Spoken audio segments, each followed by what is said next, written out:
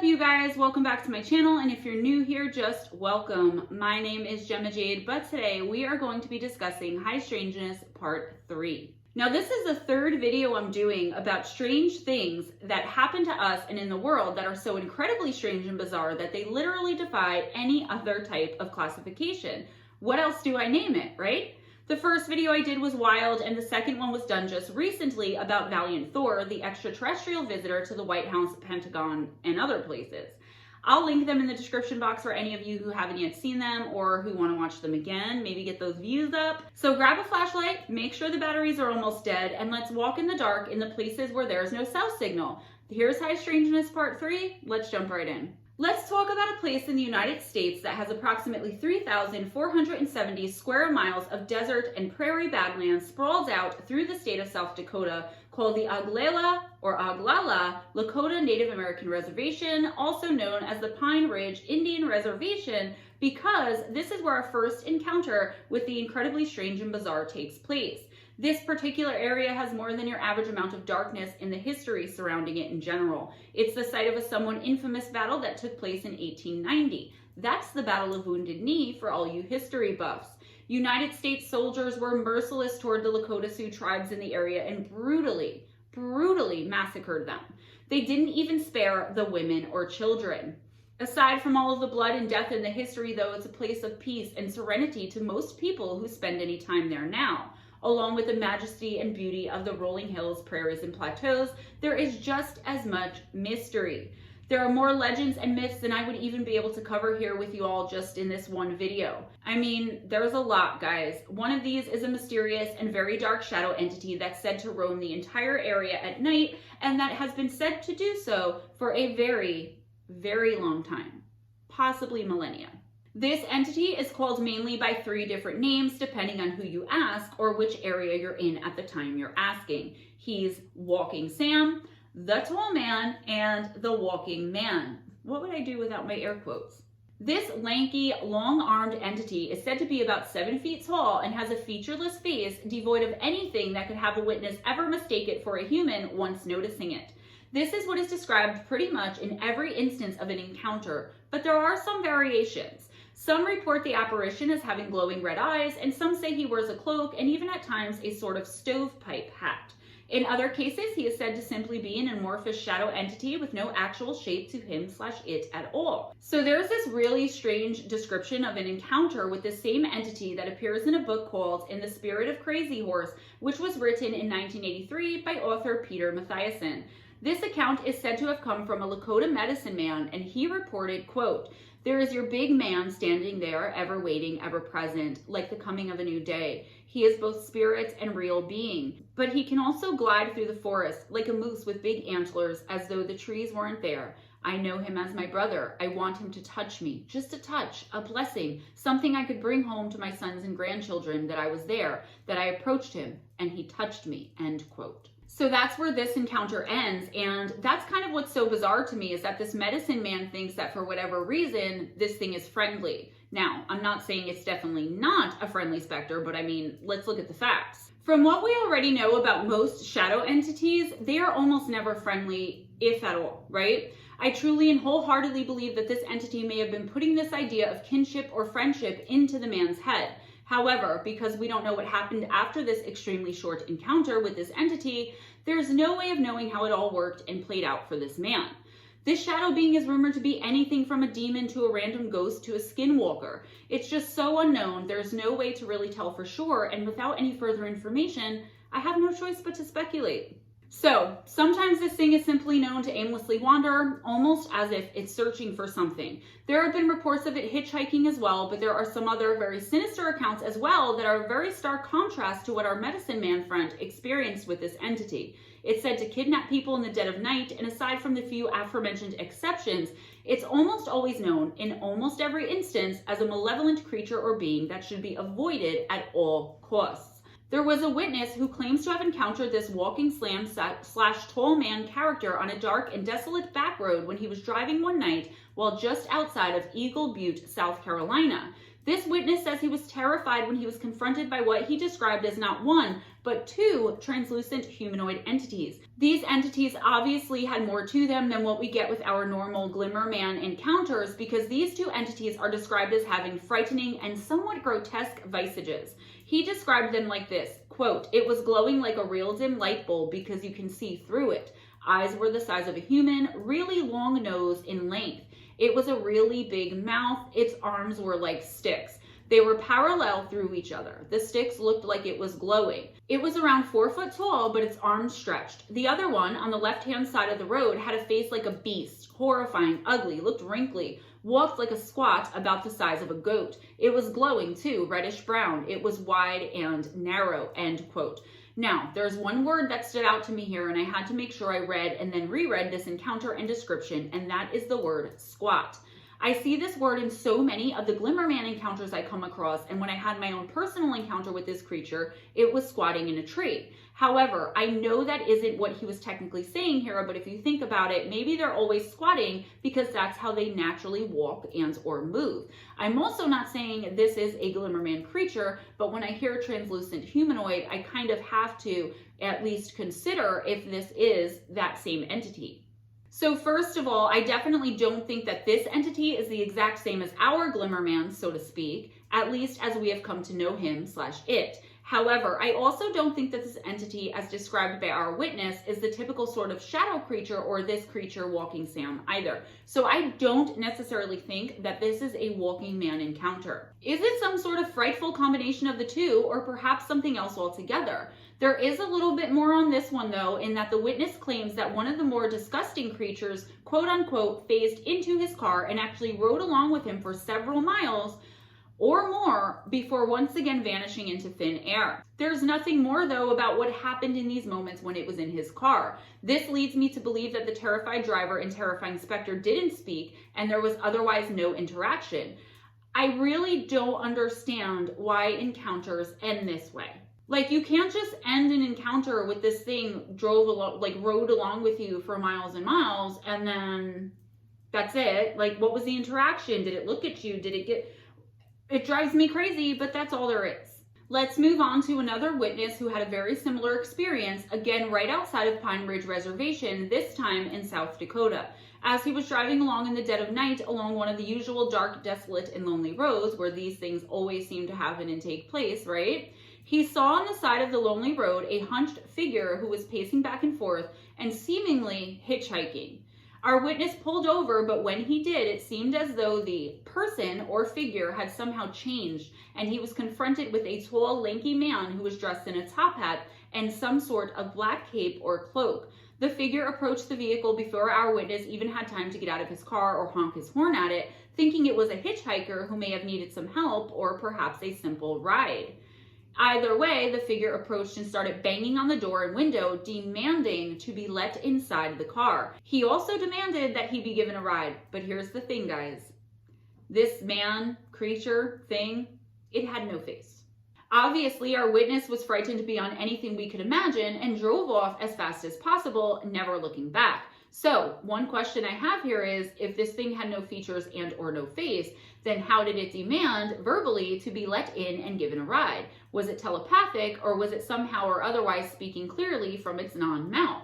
He later told of his experience to some locals and was informed he had indeed had an encounter with what they all called the Walking Sam entity. As bizarre and completely off the charts as this all seems already, there's actually a newer twist to this story / these encounters that's been coming up in more recent and modern day encounters with it. It's been being blamed for people taking their own lives. Touchy subject, guys, trigger warning.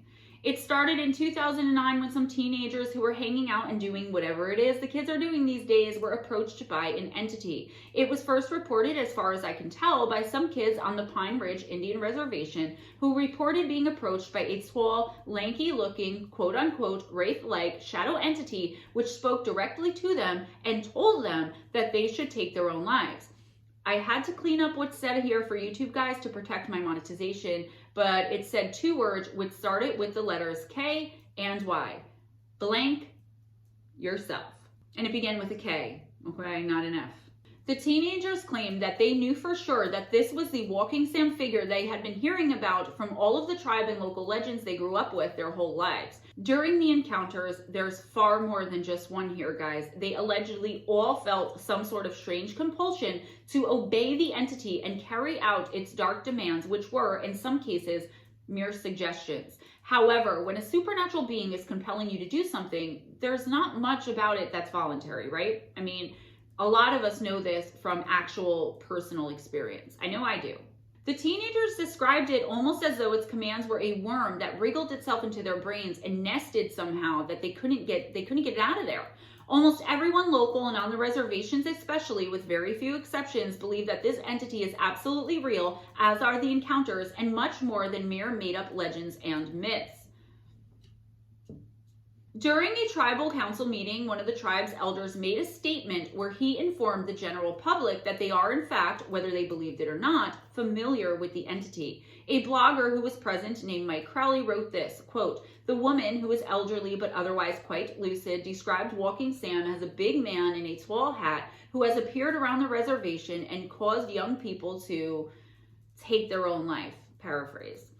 She said that Walking Sam has been picked up on the police scanners, but that the police have not been able to protect the community from him. She described him as a bad spirit. She wanted help from Washington with foot patrols for the tribal communities to protect them from Walking Sam, end quote. So assuming that all of this is true, it seems as though the entity has been very successful in its mission thus far.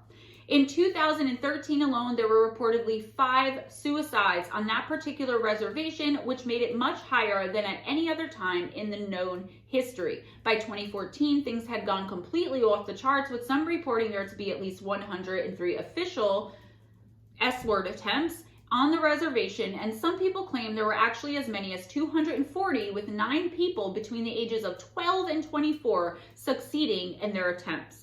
I want to say here too that I have no idea what, quote, Walking Sam was picked up on the police scanners, end quote, means. Maybe it means that people calling in sightings of him were heard throughout the community by just not the police, but to any and all locals who had personal scanners. Again, though, I have no clue and can't be sure, but when something like this is reported in such a confusing way, it's really hard to tell. I do my best for you guys, but sometimes I don't know.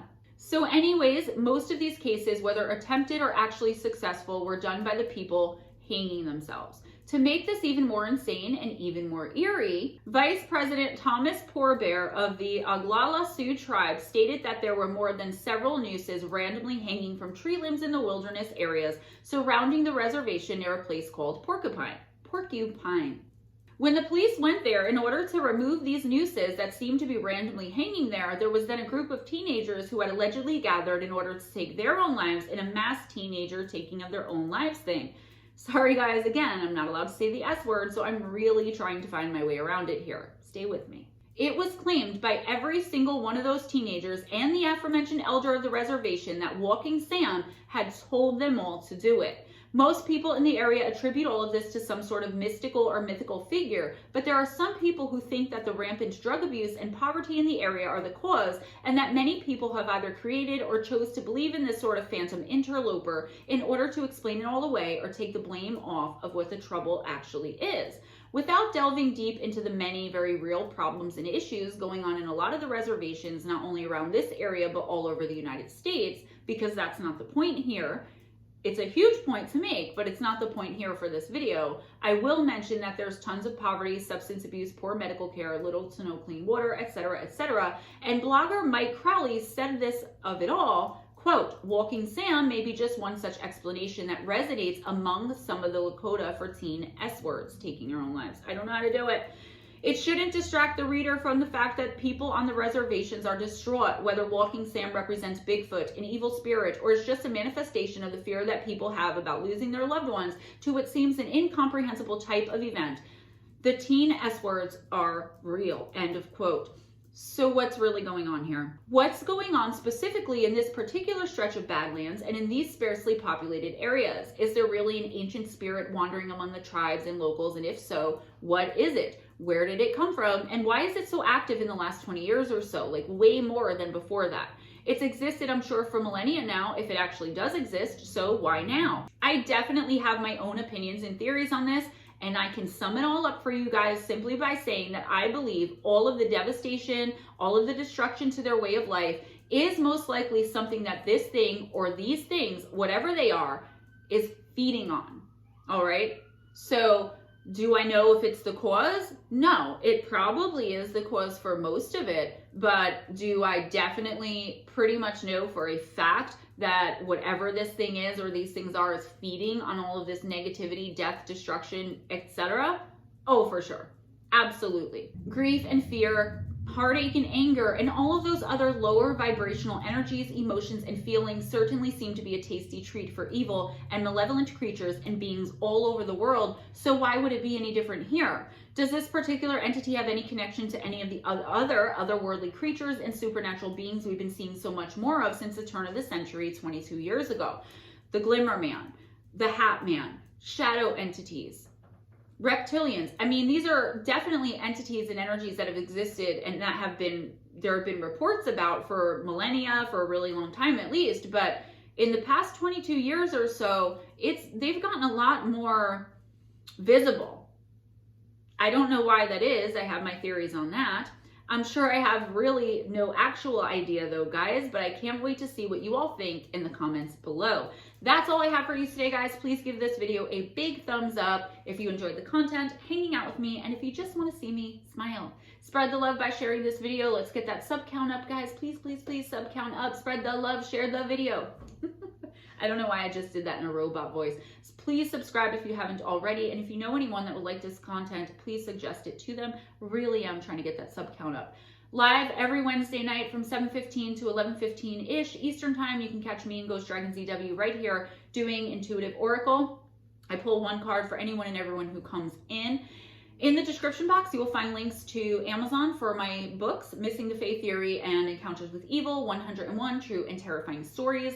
The paperback and Kindle version, you can get it there, or if you would like an autographed copy, please hit me up before you purchase the book. GemmaJadeParanormal@gmail.com for any and all correspondence. If you would like a personal intuitive oracle reading from me, either remote or through video, the remote ones are half price for the whole month of October. Running out of time, guys, and that's only 20 bucks. Donations, Cash App, PayPal, Patreon, Amazon wishlist gift link. Yes, you can still send me gifts through the wishlist gift link, and thank you to everyone who does and who has done in the past. Everything is just so beautiful. You guys are so incredibly generous and faithful and supportive of me and my channel and everything that I'm trying to accomplish, not only on YouTube, but as a lot of you guys know, in and with my life as well. And I just can't say thank you enough to you all. If you donate $20 a month or more through Patreon, you will get automatically every single month that you do the donation a personal intuitive oracle reading, a full one from me as a thank you, as kind of a bonus, you know, thanks a lot, this and that. I try to do it for anyone who donates $20 or more every month through PayPal and Cash App too, but that's really hard to do. It has to be like a consecutive donation. This month I make the exception on that because I'm already doing them for half price anyway. Otherwise they're 40 bucks. So with that being said, be kind to each other, guys. It doesn't cost anything. Be kind to yourselves and never accept anything less than others being kind to you. You guys are amazing. You're generous. You're lovable. You're beautiful. You're fantastic. You're perfect just the way you are. You're capable. You're incredible, okay? I know what I'm talking about. Believe me. Always go in grace. Smile at a stranger, and I'll see you guys next time. Bye.